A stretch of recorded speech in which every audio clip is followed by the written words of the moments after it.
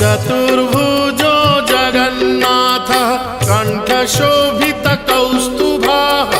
पद्मनाभो देवगर्भश्चन्द्रसूर्यविलोकनः जगन्नाथो लोकनाथो नीलाद्रीशः परो हरिः